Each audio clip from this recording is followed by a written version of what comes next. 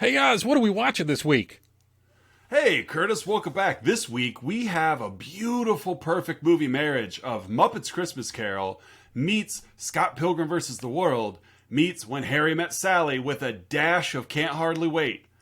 This week's movie is Boyfriends of Christmas Past.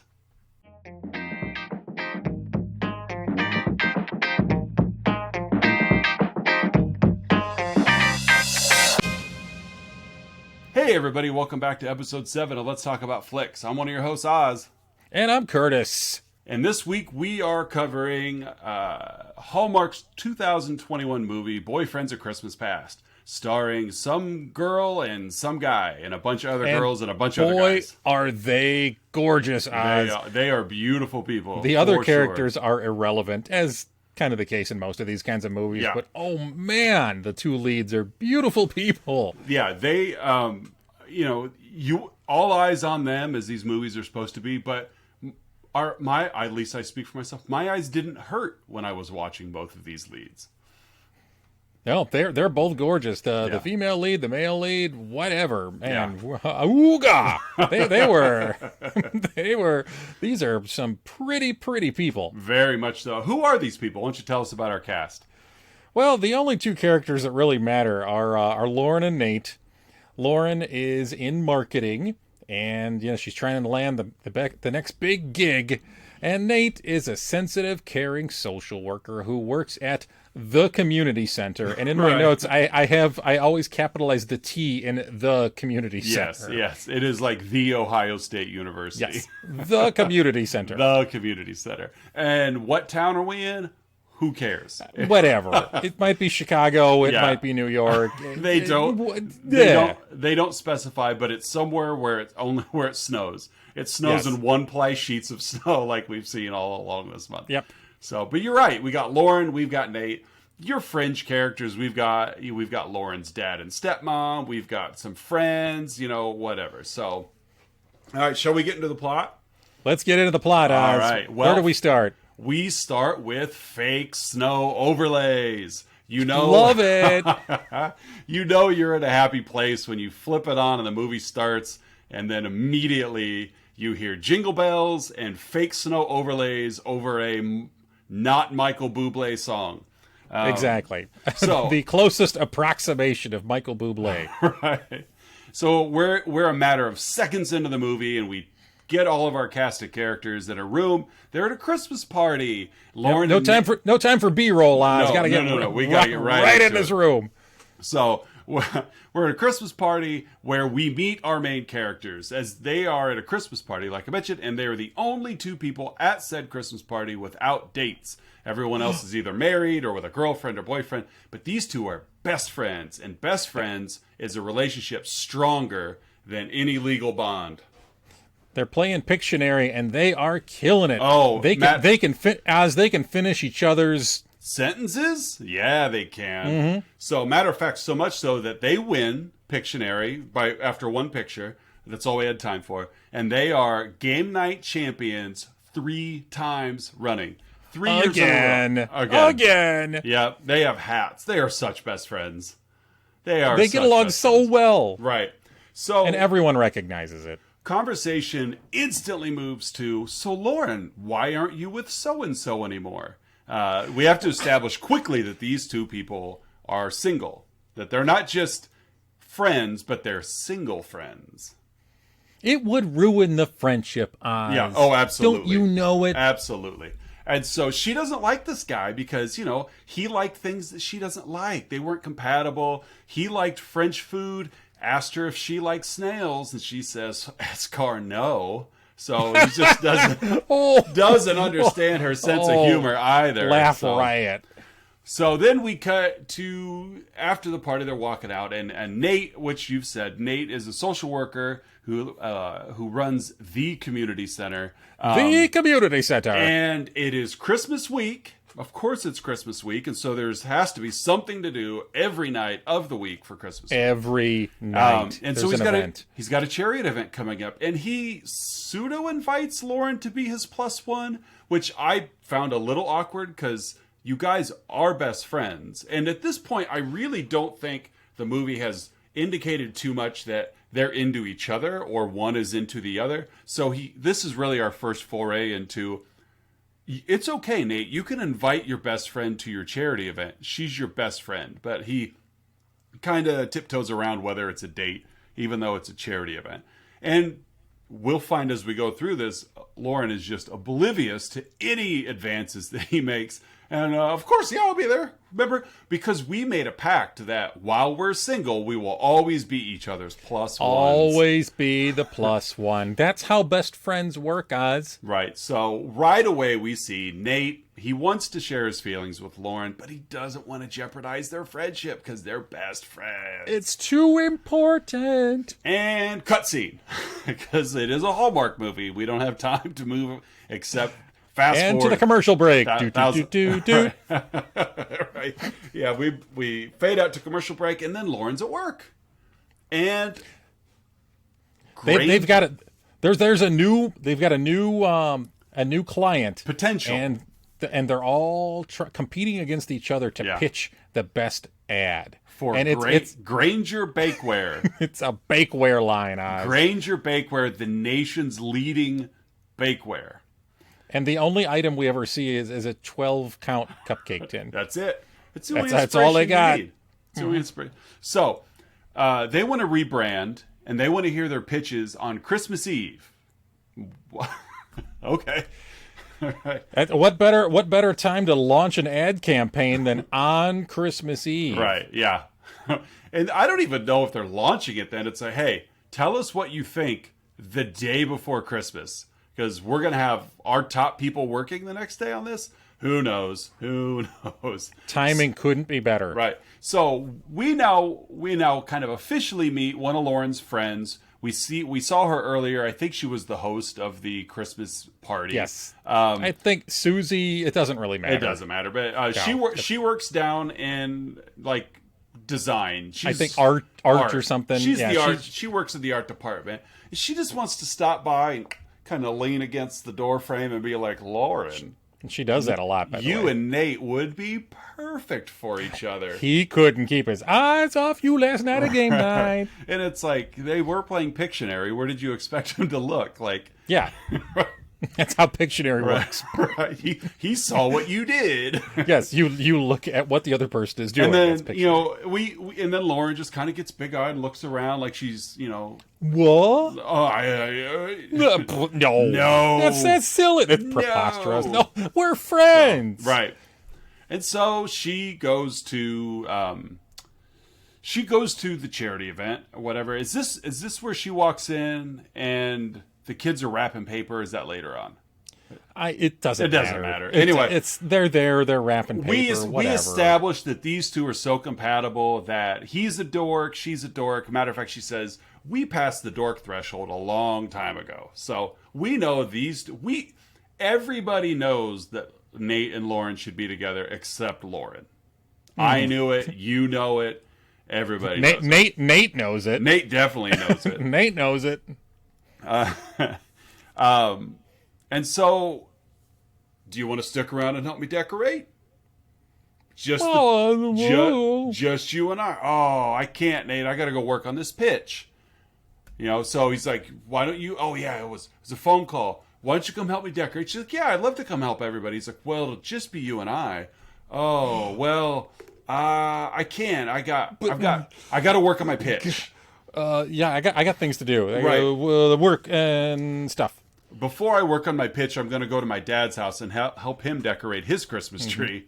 I can't help you decorate yours, but I can Exposition Dad, I think is what I labeled him. I liked Exposition Dad, though. I did. I mean, he's a nice guy. It's again another good movie that another example in a movie where good parents. These are good parents in these movies. They have good relationships with their adult kids. And like, was it Rudy last week? Is it Rudy? His name? As he's another living embodiment of fatherly advice. That's what he's there for. Mm-hmm. But I did like him. I thought he was fun. Early on, I commented to Jenny, I'm like, oh, these two are great actors. But he settled in. He was witty. He was funny. I was fine with Dad. Yeah, he was fine with that. So, Exposition Dad. Yeah. Yes, he reveals that mom is traveling the world again. Yeah. And that he and Lauren's biological mom are not together, but he is remarried to a woman named Young, and they get along great. Yeah. Oh yeah. What a great relationship they have. It's a great model relationship for two people that are compatible, have things in common, should just be together. And are friends. Mm-hmm. Friends can work. Friends can work. You can be best friends with your lover. So, I have here Lauren's dad and Young, the stepmom, I have in capitals. They love Nate so much. Everybody loves Nate. Right. What's not to love? So, I mean, everybody. This whole movie is the trash compactor scene of Star Wars, with Lauren being the crew. And everybody telling Lauren how great Nate is, like just crushing her all movie long. Like, you need to be with Nate, gooble gobble, gooble gobble. It's just one of us. Be with Nate. Be with Nate. And so they just love. But we're friends. We're just friends. It would ruin that. We're friends. Don't you dare. Don't you dare. So Lauren's working on her pitch. Cut to another Hallmark staple. FaceTime. We got to have a FaceTime call. Yep, it wouldn't be a Hallmark movie without FaceTime. And we have it. Lauren and Nate are FaceTiming back and forth about where they're at. So, and then knock on the door. There it is. There's the knock. What's at my door? Do you remember, what did Nate send Lauren? He sent her a hot chocolate, which is her favorite thing. And gingerbread. Gingerbread. Her other favorite thing. Yep. Right. Hot chocolate and gingerbread. which she is consuming the entire movie. Yes. Oh, that's the whole time. She never doesn't have a hot chocolate in her hand. It's because it's her favorite. My favorite line of this scene, though, is she's still on FaceTime. And she's like, I sent you something. And she opens the door, and this tall, dark, and handsome man is standing there with gifts. And I'm thinking, oh, he sent her a man. Like, this is awesome. I got your hot chocolate right here.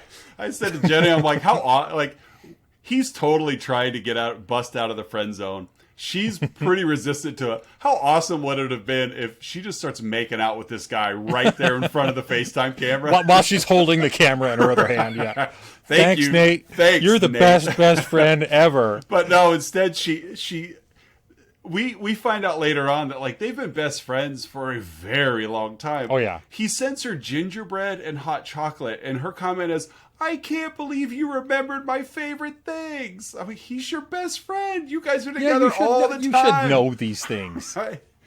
All the time. Don't seem so surprised. Like, you and I are best friends, and I know that you love meatball subs and Brussels sprout flavored Jones soda. Like, those are your favorite. I can't live without those two things. Right. I know Brussels that. sprout flavored Jones soda. Pairs with anything. Tastes as good coming up as it did going down. Yeah, there's a story there that we're not going to tell this episode. No, we're not telling it. But and so Lauren goes to bed, and now the fun starts. Mm-hmm. Who shows up? We hear a whoosh. Yeah. we get the whooshing wind coming in through the window. Yeah. And we see just a little flap of curtain blowing in this but whoosh. just in case you didn't notice, whoosh. Lauren's sleeping with the window open and Christmas week. So who shows up? So Lauren gets up. It's like, middle of the night, whatever. And there's a 15-year-old boy standing in her dining room. I'm pretty sure it was Chad from SNL, wasn't it? I think so. I forget what is it that he says? I don't know.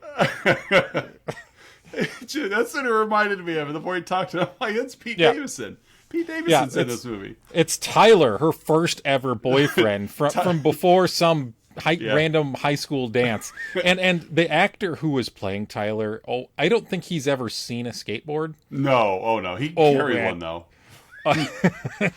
Carries something, but oh man, this guy is a little less than under par here with his acting ability. Tyler Mursky is the character's name, and I have in here in parentheses the Skater Boy, with an 8 and a BOI.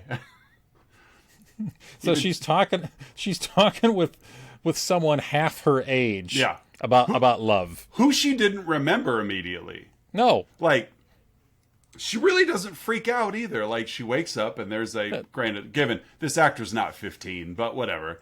This, baby-faced actor standing there like, hey, it's me, Tyler. Yeah, she has one scream. I think she throws a couple of things at him, and 5 seconds later, she's Right. like, oh, yeah. Oh, you're my Yoda now. So, So he's the Marley character, yes. if I'm recalling my Dickens correctly. You are correct. So he's like, he reveals that she dumped him the night of the dance. Yeah, winter formal at the end of the night. So. And he says he's going to help her with her dating life, and that she's going to be visited by 3 ghosts or exes or whatever. Yeah. Yeah, whatever. Yeah, 3 more ex-boyfriends are coming to visit you. And Lauren is like, okay. She's totally fine with it. All right. You better change your ways before it's too late. Yeah. And this would have been a perfect time for him to, like, fade out Ghostwise and like too late as he fades away. No, they don't have that kind of budget. This is Hallmark. This ain't Netflix budget. This ain't shooting in Romania on location like in A Christmas Princess. This is Hallmark shoestringing budget. Yeah, this is smash cut to her waking up. Right. Oh, bargain basement Chad is gone. Okay, bye. Okay. And okay. And so Lauren now, next day, she's having I don't know, she's sitting down at a cafe with Nate. They're not eating a meal, they're just talking. Just long enough to have this 3-sentence conversation. And she tells Nate, I had the weirdest dream. Tyler Mursky, my high school boyfriend, was in my dream. And he said that 3 more of my ex-boyfriends will visit me. Nate's like, well, trying to play up to his advantage. Sounds like you just miss being in a relationship. I wonder if he could solve that for her. And Lauren reveals it's been over a year since Nate had a girlfriend. He's well, I've been setting up the community center. Right. Takes a long time. Oh, it does when you work by yourself. I'm just Lauren, glad that... And Lauren says, I'm sorry for cutting you off there, Oz. No, you're good. This is one of the lines I highlighted, because there's so much foreshadowing in these movies. What are you waiting for? And he gazes longingly at her. Nothing, I guess. Oh, it's just a beautiful man. Yeah. Oh God, gorgeous man. Lauren, come on. I know. What are you waiting for? Right. Well, then we get to the next scene because Lauren is there helping out and at the toy drive, and a woman shows up by herself who's new to the community. One of the first things I did when I moved to the town I live in is before I met anybody, I went to try to find the community center so that I could help out. I don't want, because that's how you meet people.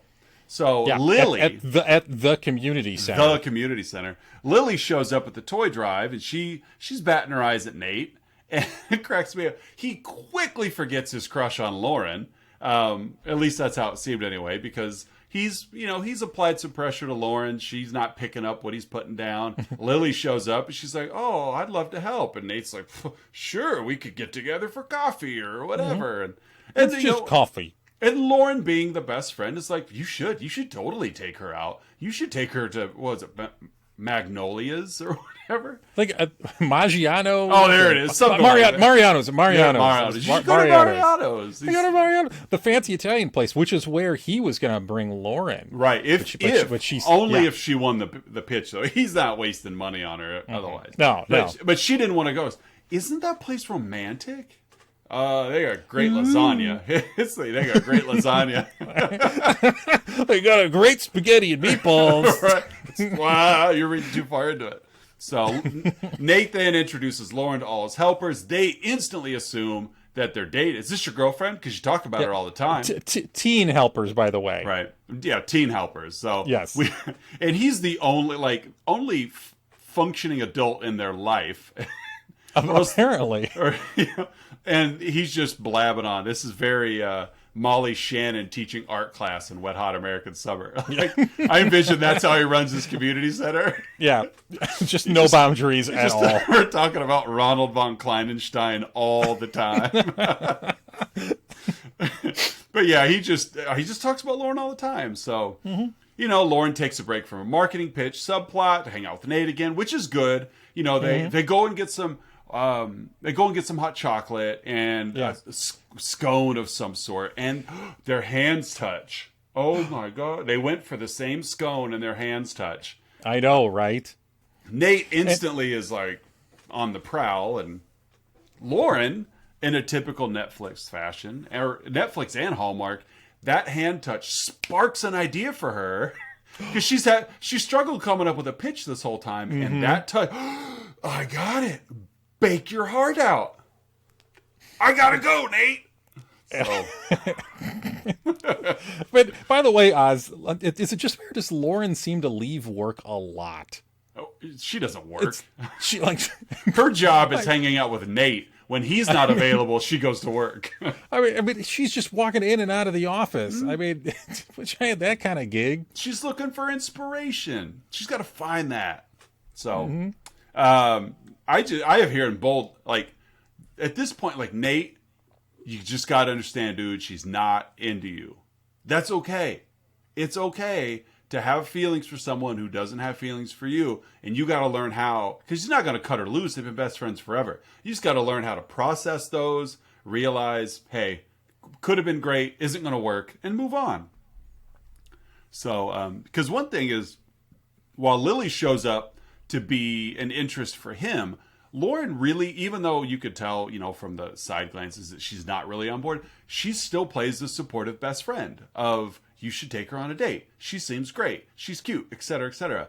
But at no point, because Nate wants Lauren to be his, at no point in this movie does Nate encourage her to get back in the dating scene, or there's no guy interested in her outside of him. So it's just this one track romantic relationship going. No competition whatsoever. No one threatening. So and the competition for Nate is her internal issues, which become a little bit more when we meet boyfriend number 2. Tell us about boyfriend 2. Boyfriend number 2. I'm scanning through my notes here. It's Jake. It's Jake, her college boyfriend. Right, and the guitar player. He has an acoustic guitar and looks kind of dirty. Yeah, I think he was a gin blossom. Some kind of early '90s like wuss alternative rock. He was. Gin Blossom. Don't you dare go toe the He was the Sprocket and Toad the Wet Sprocket. He was a front man of Dishwalla, and you know it. You leave Deep Blue something out of this, Oz. He was counting blue cars. Tonic. Right. Fair enough. He was in Tonic. He was in Tonic. Right. Yeah, Tonic. That's where I know him from. College boyfriend cracked me up. They dated over a year. And then as they're sitting there in this flashback, he tells her he loves her. In a year, they've been together a year in college. She's never met his family. They've never said they love each other. Like, this is a year, and this is college. That word gets thrown out by college kids like the same night. I have feelings for you, right. But like the L word is just a little much. Lauren, why don't you come meet my family? And she's all like, I think we should break up. But I love you. No, you don't. And I didn't notice this at first, and I legit didn't notice this. It's the holiday season. Yeah, I didn't put two and two together. Yeah, because he invites her back, and I should have caught that. Yeah, but it's right before the holiday season. Yeah, and they do, and they take the lid off that pot later on. But I agree, I didn't catch it either. So Nate helps her through this breakup because again, we didn't meet anything with Chad earlier, but with this being like the first breakup we focus on, she gets. Instantly goes and gets on the phone and calls Nate. So Nate's there for her. So, and then whoosh, she wakes up from her dreams. So now she's met ex-boyfriend number 1 of the 3 that are coming. Technically ex-boyfriend number 2, because we can't forget Tyler Mursky from earlier. Who could forget Tyler Mursky? He was my favorite of the ex-boyfriends. So he gives her one of these at the end of the movie, like. Hang 10, bro. So it's time to decorate. Lily hangs back after decorating to flirt some more. Lauren watches on. At the Winter Wonderland. Right. Because you can't have enough events in these movies. Oh, no. We got to have a reason to get together. Lauren teases him a little bit, but encourages him. Take her on a date. Whoosh. That night, ex-boyfriend number 3 comes in. Who's ex-boyfriend number 3? It's Henry. It's Henry. Ooh, and he is well dressed. He's a handsome dude. And he's on the phone. He's got business to take care of. I think he is an adult, Oz. He's like an architectural designer. Like he designed his home. Like that's right. Yep, he designed his home. Yeah. And this was her first boyfriend after college. Right, and this is like the first party they've hosted together, but she doesn't live there yet. Mm-hmm. Well, she doesn't live there at all. And lo and behold, he asks, "Why don't you move in? I thought you could be the one." We've been together. This is our second Christmas together. Okay, so we know they've been together at least 12 months, right? But probably more than that. Probably more than that. So they've been together. We'll just call it 2 years, and they're adults. They're out of college, and this is for real. I think you should. I'd like if you moved in. I could clear some space for you, and she freaks out. Yep. I think we should break up. And she runs away. He calls her. It's too soon. He calls her. He goes, basically, everything's too soon for you. And then, we should just, this is it. This is the end of our relationship. Off she goes. Didn't she fall on the ice or something? Like they're ice skating or something? Yeah. That was right. They cut to later when they're going ice skating, and that's when he's like, nope, can't do it. And then... She calls Nate. She calls flashback Nate. Right. Yeah. So poor Nate. And good for that actor though, because while he never really had like a full beard, at one point he did. We see him in the next boyfriend scene. But I'm like, he must grow his facial hair in like an hour and a half because he was he was clean shaven in the college flashback, and he had a backwards. He had a backwards hat in the college because that's what. Because when you're in college, you're clean shaven and you wear your hats backwards. I even put here. I go. Nate helped her through the breakup in a cool generic cap and clean shave. There was no logo or anything on the cap. It should have had a propeller on the top. It was just there. So next day, Lauren's decorating gingerbread houses with her friend, and this friend just keeps putting the pressure on. You and Nate need to be together. Yeah. Like, and what are you waiting for, stupid? You're the dumper, never the dumpy. I'm looking at some quotes I got here. You're broken a lot of hearts. And she calls him out. Like Susie just calls him out. Take him out of the friend zone. Yeah. What's this guy got to do? Right. Which to me is like, if you're a viewer of this movie, like, I would hope that you are aware of what's going on enough that you didn't need this exposition laid out for you. Take him out of the friend. Like, I was almost like Susie could have just looked right at the camera and said, Lauren needs to take him out of the friend zone. Like Malcolm from Malcolm in the Middle. Right. We need like a Ron Howard voiceover from Arrested Development. So we got to a Christmas bazaar of some point. I don't know.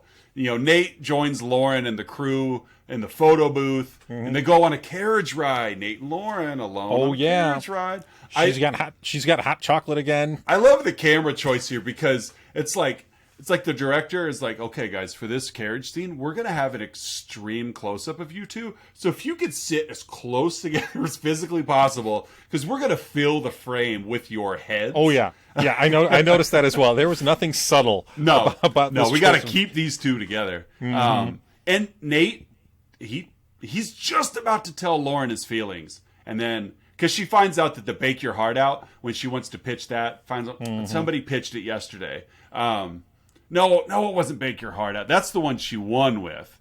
It was like bake, eat, repeat or something like that. Was her first pitch, and somebody took it. But somebody else took it, and her Susie, the art friend, was like, yeah, somebody else claimed that one. Sorry, so gotta go back to square one there. Right.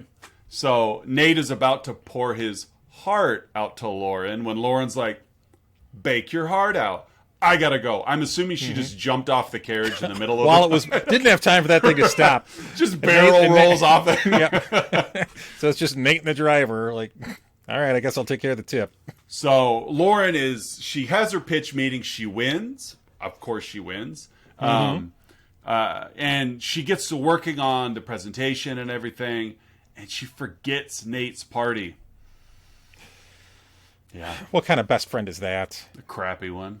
And she forgets it, showed up way late. She had like the personalized like gift tags for the gifts. And I was proud of Nate, the way he handled this.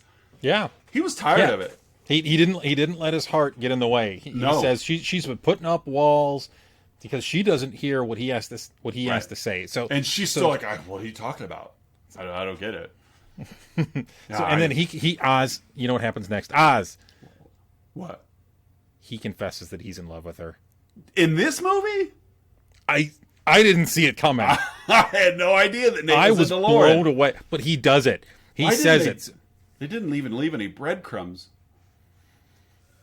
I know that there was no trail to follow here. I had no idea that was coming. But nobody he even told me says, this like, was. Nobody told me this was a Shyamalan film. Big twist. But he's able to distinguish between his head and his heart here. Like he says he's in love, but he's still mad, and he knows that what she has done to him is not okay. Yeah. Well, and that's a healthy lesson to learn too. Is that it's hard. You know, and we all learn it as we move through life. Some of us never do, but it's hard. It's hard to figure out which emotion you want to lead with, and it's okay to have both. So he does. And then really the stomp on the foot here was then he refuses to spend Christmas with her family. Yeah, please which tell is your something dad, they've been looking forward to. Yeah, please tell your dad and Young, I give all my best, but I can't be with you for your family. And then he walks away. Yeah. I have in all caps just no in my notes. No, this is the Darth Vader moment. No. So it cuts to Lauren. Lauren back home on the couch. She almost texts him. She falls asleep, and Oz, it is Logan. Logan, whose name had been dropped a couple of times prior. So you know this one's important. He's the most recent ex. So adventurer, Logan, big time adventurer, which goes hand in hand because we haven't really seen Lauren take many risks in this movie. No. She establishes early on that, at the very first party that they didn't have a lot in common. And so to see Logan, like, he's pretty extreme. He's X Games all over the place. He's wearing a puffy coat, Oz. Yeah, he's got a puffy coat on. Just like what's his beard from Jimmy and the Christmas Trees. Jack. If you're wearing a puffy winter attire and you're a man, then I mean, like, you're definitely an outdoorsy guy. Yeah. So, and they have this entire boyfriend scene takes place on a zip line, zip line platform. The entire thing with digital snow falling in front of the camera and nothing accumulating behind it. And and Lauren's got black hair, like it would stick. You would see it. Yeah. But nothing there. And so Logan tells her, "Hey, you should take a leap here." Ha ha ha. We're on a zip line. I get it. And takes the ring out and proposes to her because they were together for 3 years. They were together for 3 years. He proposes on a zip line. She turns no. Nope. I don't see myself spending forever with you. And what crazy hijinks ensue as he drops the ring off and falls off the platform. Right. What a klutz, Logan. Right. So, but she admits that she really does love him. When he shows up and they're watching, she's like, I really did love you. It's we now, if we haven't figured it out, commitment is a very hard word for Lauren to accept. So, all right, now we've got all 4 boyfriends. Yep, they're all there. She has a false wake up. Yeah. So she wakes up to all 4 boyfriends still being there, and apparently they've all been chatting about this conversation they're going to have with her while she's asleep still. But when she wakes up, they all 4 boyfriends pressure her into admitting that the relationship faults are her fault. All right, and then cut to Mario, the future.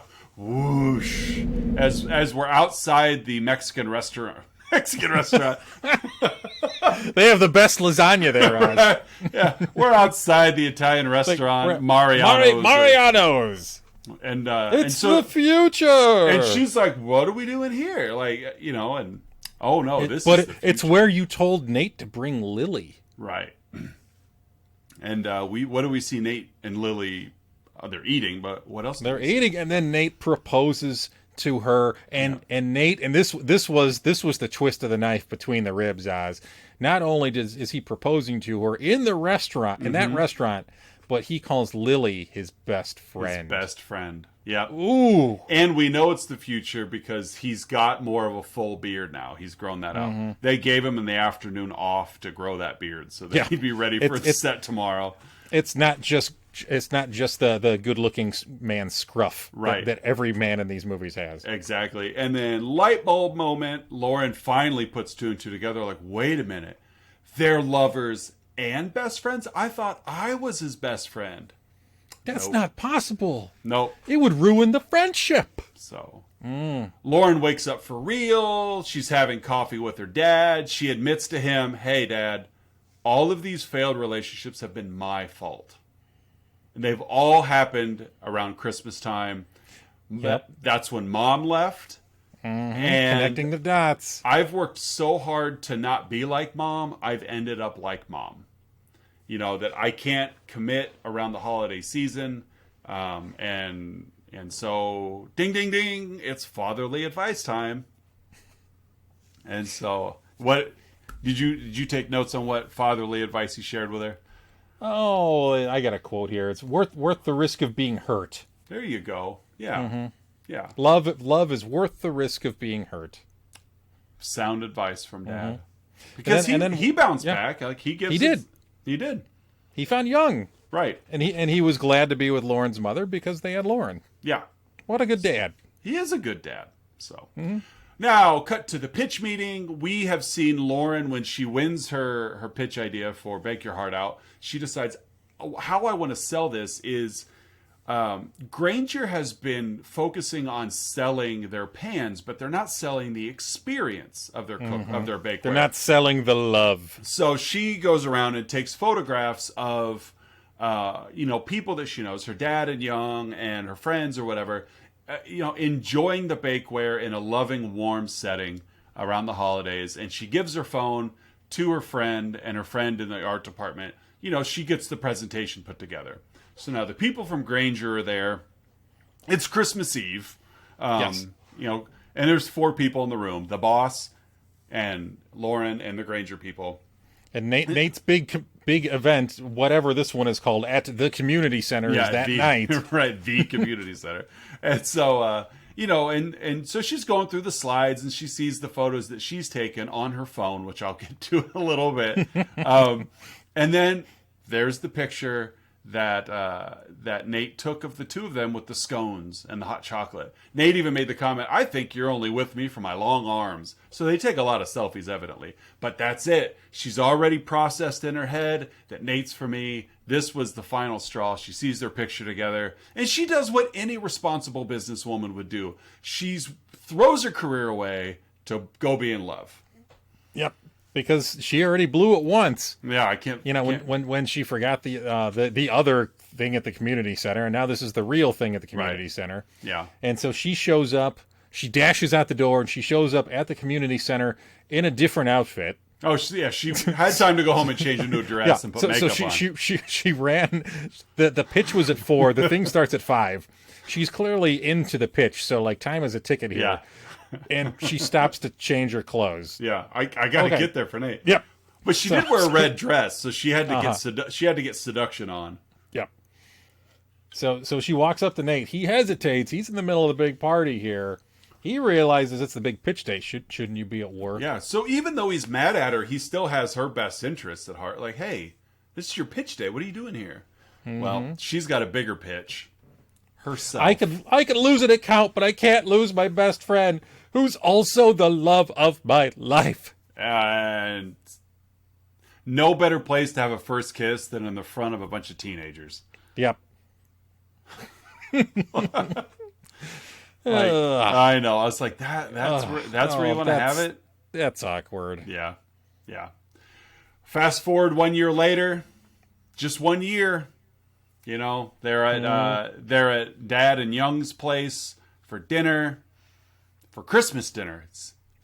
It's their first run at the holidays. I don't count that day. I mean, if you start your relationship on Christmas Eve, the next day technically is your first Christmas together, but let's not kid ourselves. Like, I think there's like a 48-hour like grace period there. You're still in the honeymoon phase of your relationship. It hasn't evolved. No marriage pun intended here, but it's all glitter and rainbows early on. Yeah. So you know that doesn't count. For all intents and purposes, their first real Christmas together. Yeah, their first real Christmas together, and he proposes in front of everybody. You know, and right in front of a Christmas tree. Yeah, so she can't say no because it's in front of everyone.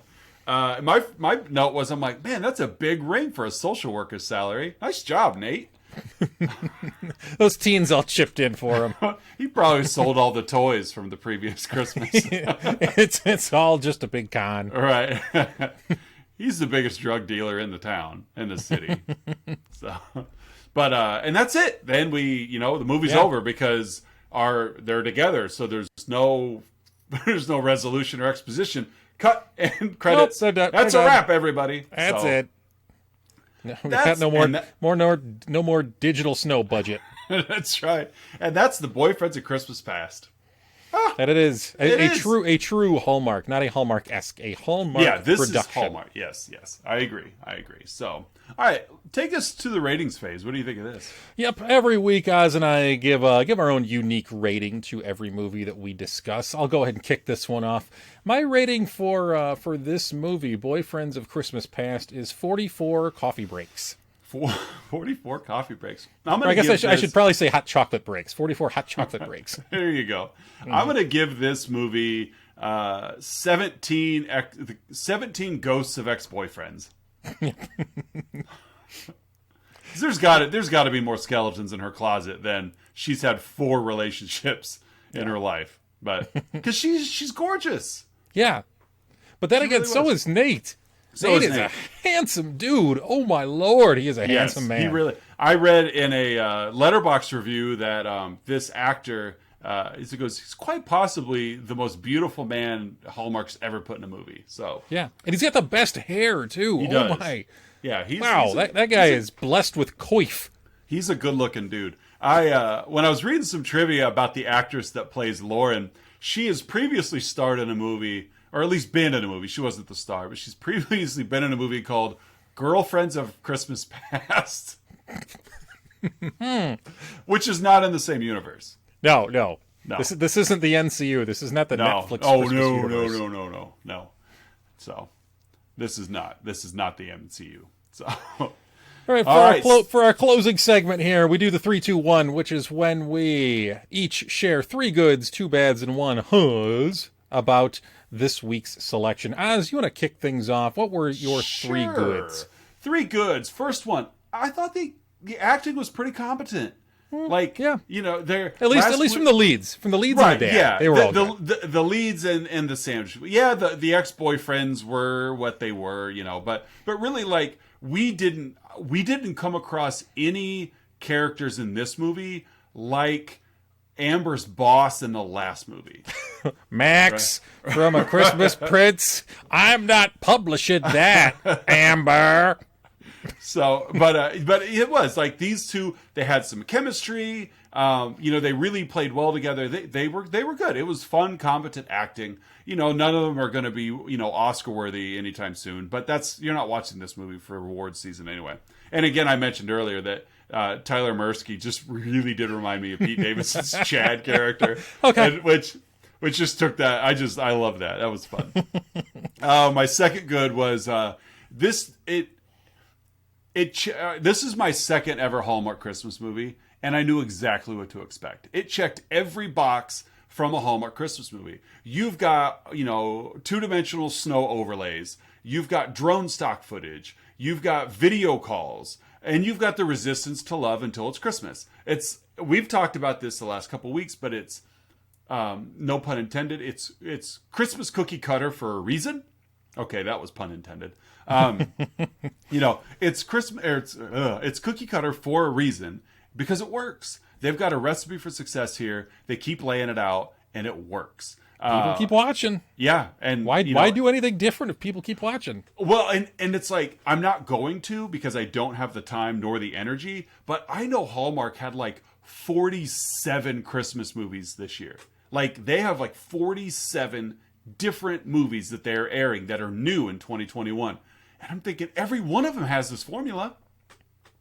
So it's just this drag and drop of, they just get online to like a movie plot generator and hit enter, and then boop, boop, boop. Oh, there you go. Social worker, the community center, marketing. Right. There you go. And my third good is I really do appreciate the incorporation of other cultures, not just the people of color or the ethnicities involved in our leads, but when Lauren and Young are talking, and Dad's in there too, like, they're working on like traditional Korean dishes, and I just thought that was a really nice touch. It was nice to see some non-white people, some non-European descent. Exactly. And so I was, but at the same time, it was their thing. It wasn't pointed at from our white cast members. Yeah. Of how different their cultures are. It was their thing, and I really enjoyed that. How about you? What are your three goods? My three goods, I'm just piggybacking off that one. The two leads weren't white, and hooray, non-white people can also find love at the holidays. So well, and not only were they not white, but they also weren't the same culture either. Yeah. Which I think is another huge step for inclusion, is that we're all here. Let's just be together. Yeah. My next one was Lauren's relationship with her dad and stepmom is legitimately really sweet. Mm-hmm. It really is. And I'll even say that, like, the relationship between dad and stepmom, just between them, they clearly are meant for each other, and they're playful and accepting of that playfulness, and they enjoyed being together. Yeah, they did. And my last is they nailed how to put somebody in the friend zone. Yeah, good point. Speaking from experience, multiple occasions. They nailed what it's like to be the person who's in the friend zone. And Nate's struggling with it. He's having a hard time with it. But they got that part right. This movie struck a chord a little different than some of the last ones have. Yeah, I had to rethink some of my life choices after that. Friend zone nailed. All right, Oz. We got two bads. What are your two bads? All right, first one, and this was even right there in the write-up. The movie's blurb states that she is visited by the ghosts of her ex-boyfriends, and we've talked about it in lead up to this movie prior to watching it. I was irritated that they weren't dead. I thought the exact same thing. I was disappointed. I was building up for the last couple weeks. I couldn't wait to get to this movie because I wanted to see how they explained how this hot Korean actress has 4 dead boyfriends in her past, and she's only in her mid-20s. Like, I really wanted to see him tap into that. And they're all still alive. And we know that. And I think the movie knew that's what they were playing up on, because after Lauren woke up from her dream, she found all of them on social media. Yeah. And they showed it. They're all alive and well. Right. Which I think was important because, plot holes are fine, but that's a massive black hole of a plot hole for Hallmark. If they actually did play these 4 up as ghosts, which led your audience to believe that they're dead, and then they never explained away why they're dead. I mean, a couple of them, it could have been like the skateboarder, he took a spill doing an ollie, and here he goes. Yeah, you could have, but they had Lauren, like with the skateboard kid. They had her look him up. Like, we saw his family photos. Just to let the audience know that no, they're not dead. She's dreaming that they visited, which really is even then kind of complicated. Of if she's dreaming that they're visiting her, then she knew all along that she should have been with Tyler. So even then, she's blocking herself out in her own thought process. And so, whatever. So, but that's my first bad. It's like, they aren't ghosts. I really wanted to see how they explained away that thing. And the second one, and I mentioned a little bit earlier, Lauren seemed totally ready to throw away her career to go be with Nate. Like, she quit mid-pitch of the largest account she's ever been faced with.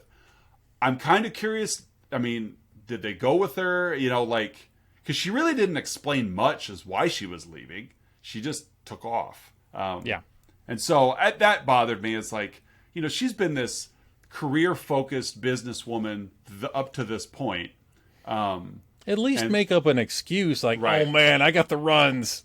Oh. That's true. Sorry, folks. The old diarrhea gets you every time. And then just all that. You've seen me pound the hot chocolate. You knew something was going to happen. Sorry. It's not coffee, but it's close. I mean, that would have been believable at least. Oh, like, yeah. She does drink hot chocolate all the time. Extra foam. Go. Right. Ooh, oh, yeah. no. I gotta go. But no, she just, I gotta go.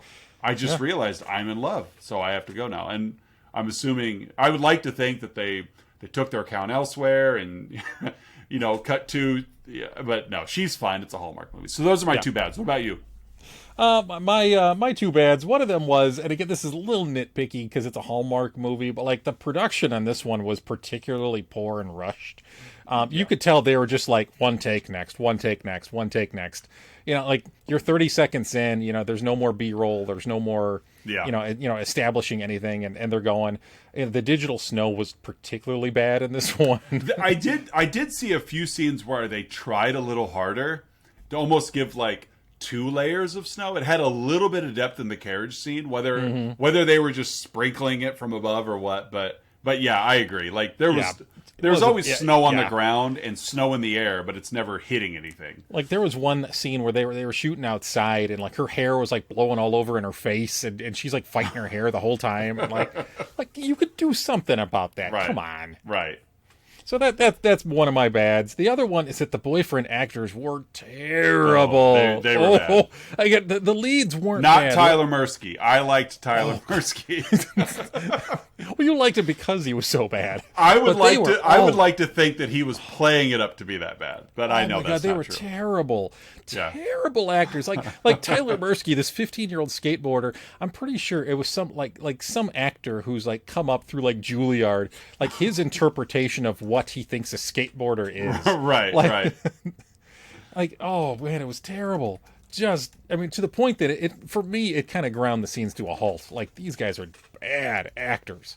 Yes, I agree. They were not good. No. Naz, what's your one? Huh? So, just for reference here, Tyler Mursky's character has he's got 11 credits and none of them are like worth much. So he was in Taken, the TV series. Ooh, but yeah, that's about it. I hope he was a skateboarder in that too. I hope so. So my is all right. So Lauren works at a fully functioning marketing company business. Yes. They've got departments.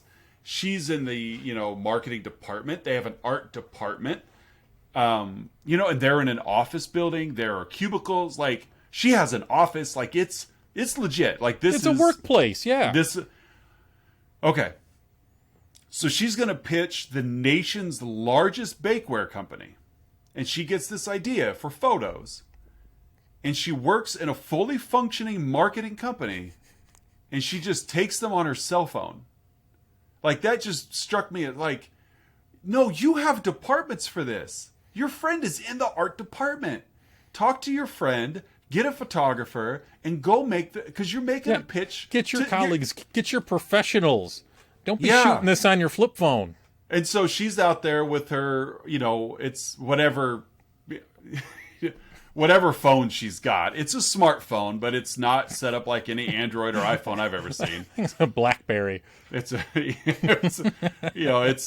one of those or whatever. But yeah, it's like she's just, I've got this. I'm going to go take these photos with my phone and then put them in the biggest pitch I've ever had. All right.